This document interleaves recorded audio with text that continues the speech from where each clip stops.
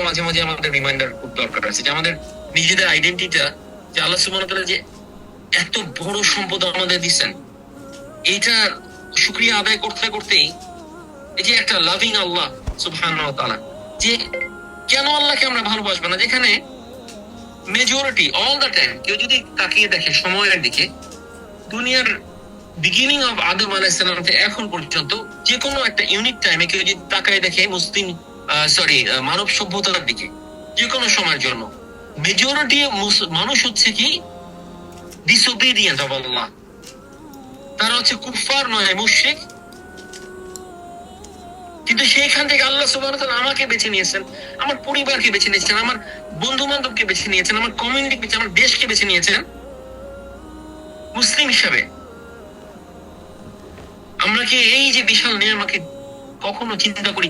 একটু ভেবে দেখা দরকার। কারণ তুই যদি দেখিস এখন যে কেউ, তোরা যদি দেখিস, আমরা যদি দেখি, তাকে যে এখন যত বিলিয়ন মানুষ আছে তার মধ্যে মেজরিটি হচ্ছে তারা ডিসবিলিভার, মেজরিটি ডিসবিলিভার। এতগুলো মানুষের থেকে আল্লাহ আমাকে চুজ করছেন, ঈমান দিয়েছেন। সুবহানাল্লাহ। না, আমি কিভাবে খারাপ কাজ করব? আমি কিভাবে এত নাফরমান হবো আল্লাহর? আমার চোখ, আমার কান, আমার হাত, আমার জিহ্বা কেন কখনো আল্লাহর নাফরমানি করবে? ইয়া রাব্বাল আলামিন, তুমি আমাদেরকে এখান থেকে বাঁচাও। আমার চোখ, আমার কান, আমার হাত, আমার শক্তি, আমার হাত, আমার পা কোনোভাবে যেন তোমার বিরোধী কোনো কিছুর জন্য নিয়োজিত না হয়। এইটা যখন করবো আমরা, অটোমেটিক শান্তি আসবে যে আমি আল্লাহর কাছে সাবমিসিভ। এই যে আল্লাহ কোরআনে বলছে যে তোমরা মুসলিমের শব্দটা কিন্তু খালি মানে শাব্দিক অর্থে মুসলিম না, যে ও মুসলিম, ও হিন্দু, এ হচ্ছে খ্রিস্টান, না। মুসলিম মানে হচ্ছে একটা তো পরিচয় মুসলিম, কিন্তু অন্তর্নিহিত যেটা হচ্ছে যে আমি সাবমিট করলাম আল্লাহর কাছে। ইয়া রাব্বাল আলামিন, তুমি যে লা হাওলা ওয়ালা কুওয়াতা ইল্লা বিল্লাহ, আমরা সবসময় যখন হাইয়া আলাস সালাহ বলছে, হাইয়া আলাল ফালাহ বলছে, তখনই আমি জানিয়ে দিচ্ছি আল্লাহর কাছে যে ইয়া রাব্বাল আলামিন, তুমি যদি আমাদের ক্ষমতা না দাও, আমাদের ক্ষমতা নাই যে আমরা সালাত আদায় করবো। আমরা দেখি না, আমরা ছোটবেলায় দেখছি কোথায় হাইয়া আলাস সালাহ পড়ছে ইমাম, আর আমরা সালাত পড়ছি কখন? আদৌ পড়ছি কি পড়ছি না? এরকম কত মানুষ আছে এখন বাংলাদেশে, সারা দুনিয়ায় অনেক। হাইয়া আলাস সালাহ হচ্ছে ওদিকে, সেদিকে অন্য কাজ করছে, বা এগুলোর কোনো খবরই নাই। আল্লাহ সুবহানাহু ওয়া তাআলা যেখানে এতগুলো মানুষের থেকে, এটা গর্বের ব্যাপার না, এটা হচ্ছে আল্লাহর কাছে সাবমিশনের ব্যাপার। ইয়া রাব্বাল আলামিন, তুমি আমাকে চুজ করলা তোমার ইবাদত করার জন্য, আমি কিভাবে তোমার নাফরমানি করি? তো যখনই কোনো রকমের কিছু একটা হয়ে যায়, ভুল কাজ হয়ে যায়, ভুল চিন্তা হয়ে যায়, ভুল পদক্ষেপ হয়ে যায় যেটা আল্লাহর বিরুদ্ধাচরণ, জান আল্লাহর সাথে সাথে আমরা কিন্তু সাবমিসিভ হয়ে যাবো এবং আল্লাহর কাছে ক্ষমা চাইবো এবং আল্লাহর কাছে আবারও ফিরে আসবো। এবং এই যে তৃপ্তিটা, এই যে আল্লাহর কাছে বারবার ভুল করে আবার আল্লাহর কাছে, এটা আল্লাহ খুশিও হন।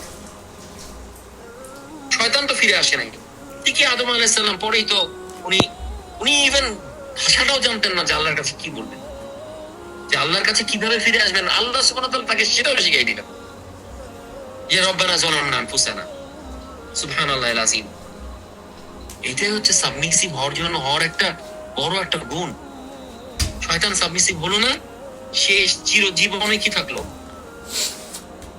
আল্লাহর অবাধ্য হয়ে থাকলো এবং সে লানত প্রাপ্ত হয়ে থাকলো। কিন্তু কেউ যদি ভুলও করে, কিন্তু ভুলটা করলো কে? হ্যাঁ, শয়তান কিন্তু বুদ্ধিটা দিছে, এটা ঠিক। ভুলটা করছে আদম আলাইহিস সালাম, তাই না? আল্লাহ নিষেধ করছে তুমি ওই গাছের কাছে যেন উনি গেল, কারণ শয়তানকে বললো যে তুমি ওখানে যদি খাও তাহলে তুমি কিন্তু ফেরেশতা হয়ে যাবা, তোমার আর কোনোদিন মৃত্যু হবে না। এই বুদ্ধি দিছে তাকে, এটাই তো মূল প্রবলেম। কিন্তু ভুলটা করলো কে? আদম আলাইহিস সালাম।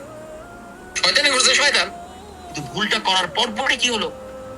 নিয়ে সাবমিসিভ হয়ে গেল। খুব জরুরি, মানুষের ভুল হতেই পারে। মৃত্যু যে কারণে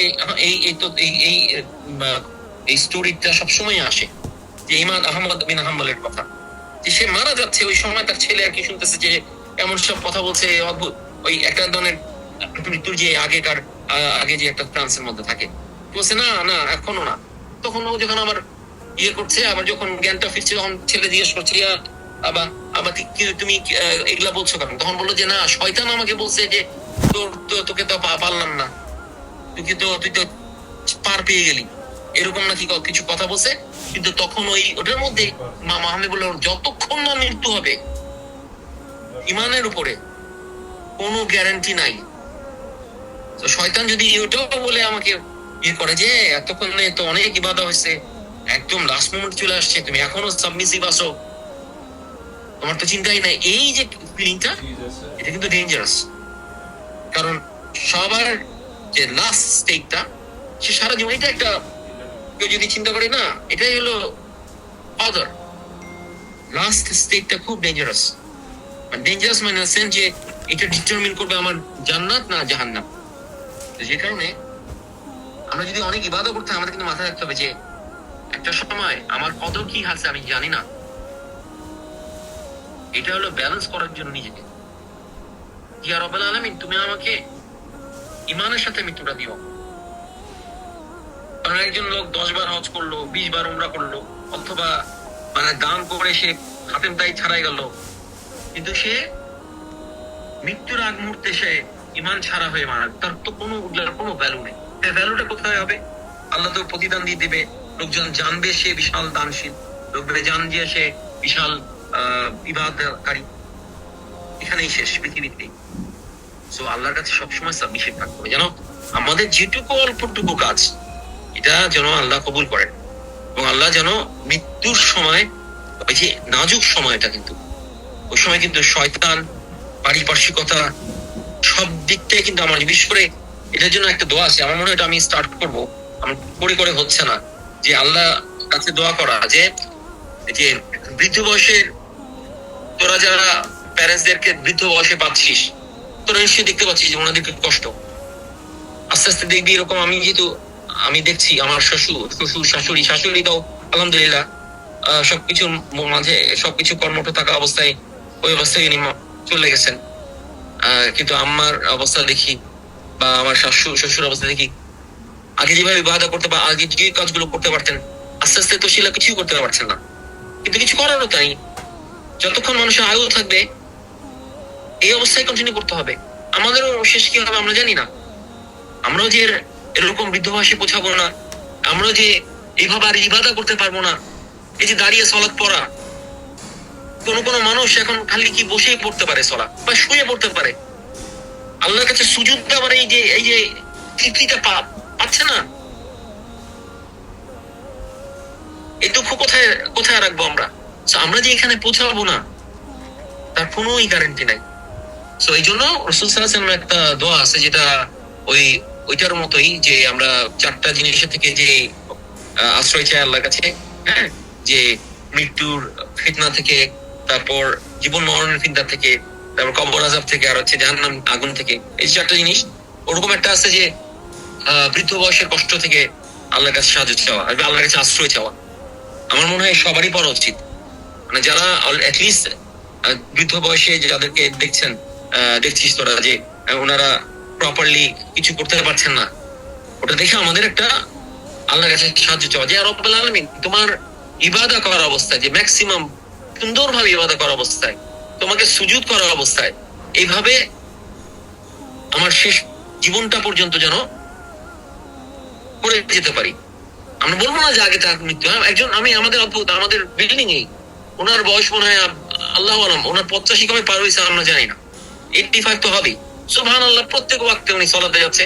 হ্যাঁ, বিভিন্ন রকম অসুখ ওনার হয়, পা ব্যথা এগুলা শিলা আসে, কিন্তু উনি আমার জানা মতে, মানে আমাদের দেখা মতে, যে সালাত তো কোনো মসজিদ ছাড়া মিস হচ্ছে না। আমরা ওনার বাসায় ওনার মাঝে মাঝে ওনার বুকে কফ জমে, নিঃশ্বাস নিতে কষ্ট হয়, হ্যাঁ, এগুলো আছে, কিন্তু বয়স হয়ে গেছে, হাঁটা চলা অত না, তাও উনি আগে তো আর সভা থেকে গিয়ে মসজিদে বসে থাকতো, এখন দেখি যে 3-4 বছর আগে এরকম দেখছিলাম, এখন দেখি না, মোটামুটি সবার সাথে এখন যায়, এখন আস্তে আস্তে একটুখানি এফিসিয়েন্সি কমছে, তারপর আলহামদুলিল্লাহ ওনাকে। সো এরকম 85 এর একজন মানুষ, আমরা তো এখনই বুড়া হয়ে গেছি, হাত পা চলে না ঠিক মতন, তাই না? তো এখন আল্লাহ সুবহানাহু ওয়া তাআলা আমাদেরকে যেন সুস্থ রাখেন, প্রতিটা ইবাদতের জন্য কি বলে স্যাটিসফ্যাকশনের সাথে করতে পারি এরকম তৌফিক দান করেন। আমরা সারাক্ষণ দোয়া করবো, ট্রাই করবো বিশেষ করে যখন আমরা বৃদ্ধ কাউকে দেখবো, হ্যাঁ, এই দোয়াটা আমি সবাইকে দিয়ে দিতে চাচ্ছি ইনশাআল্লাহ। এটা মনে হয় আউযুবিকা মিনাল জুবনি ওয়া আউযুবিকা মিন রাদ্দা ইলা আরযালিল উমুর। হ্যাঁ, সো এখানে এটা দেখি যদি অডিওটা পাই আমি অডিওটা দিয়ে দেবো ইনশাআল্লাহ। আমি ওই যে আমার রিমাইন্ডার এটা দিয়ে দিই, এটা আস্তে আস্তে যদি দেখে দেখে পড়ো যদি মুখস্থ করা যায় ইনশাআল্লাহ। আর আমি তো অডিওটা দিব, হ্যাঁ, দিলে পর আমার কাছে মনে হয় যারা আমরা বৃদ্ধ মানুষকে দেখি বা টেক কেয়ার করি, এবং আরেকটা অদ্ভুত জিনিস দোস্ত, কষ্ট লাগে ধর যখন মানুষ মানে অনেকেই হয়তো একদম লাস্ট মোমেন্ট পর্যন্ত কোরআনে যতখানি আছে সেটা মুখস্থ বলতে পারতেছে বা সবকিছু ঠিক আছে উচ্চারণ, কিন্তু অনেকেরই ধর বয়স হয়ে গেলে উচ্চারণটা অনেক ভুলেও যায়। তো এগুলা যখন দেখি মনে হয় যে আল্লাহ আমাদেরকে এখান থেকে বাঁচিয়ে রাখো। কি কমন কষ্ট, তাই না? যে আমি কোরআন যেটুকু শিখছি সেটাও যদি আমি ভুলে যাই বয়সের কারণে। লোকজন মানুষ ভুলে যাচ্ছে কি আমি কি মাগরিব কি পড়লাম নাকি। আসলে এমন না যে সে খামোখাই বলছে, তার কাছে আসলেই মনে হচ্ছে যে আসলেই কি আমি পড়ছি। এই জিনিসগুলো হবেই একটা বৃদ্ধ বয়সে আসলে পরে অনেক মানুষের এই মানে এই জিনিসটা কম বেশি হয় আর কি। যেরকম অনেকে চালসি হয়, অনেকে কম হয়, 40-এ গিয়ে চশমা ধরে, হ্যাঁ, ঠিক সেরকম মানুষের যখন বয়সটা হবে তখন তখন আস্তে আস্তে অনেক কিছু ভুল ফাঁকফোকর হবে, ভুলে যাবে। তো আল্লাহ সুবহানাহু ওয়া তাআলা এগুলো থেকে বাঁচিয়ে রাখেন আমাদেরকে।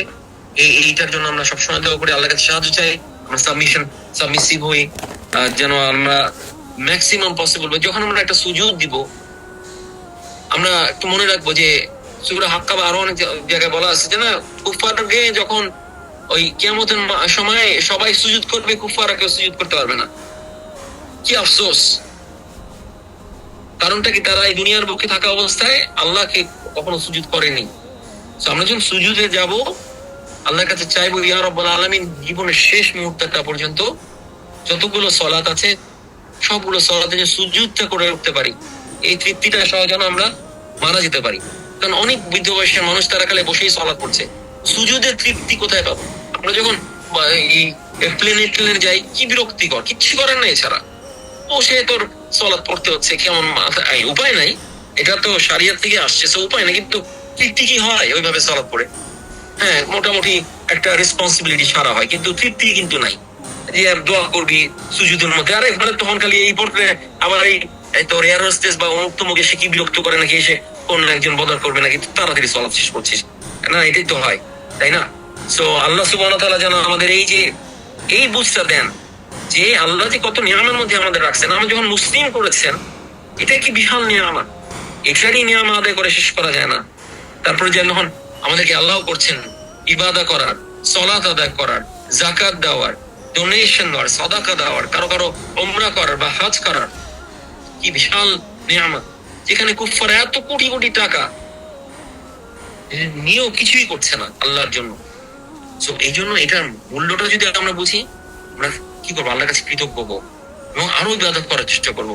এবং অবশ্যই আমরা খালি বাড়াবো না কোয়ান্টিটিতে, এটা যেন কন্টিনিউ রাখি। যেরকম এক সাহাবার কথা আমরা যেটা আমরা জানি যে এক সাহাবাকে রাসূল সাল্লাল্লাহু আলাইহি ওয়াসাল্লাম বলল যে তুমি কি করবা, সে বলল আমি প্রতিদিন সাওম রাখবো, রাইট?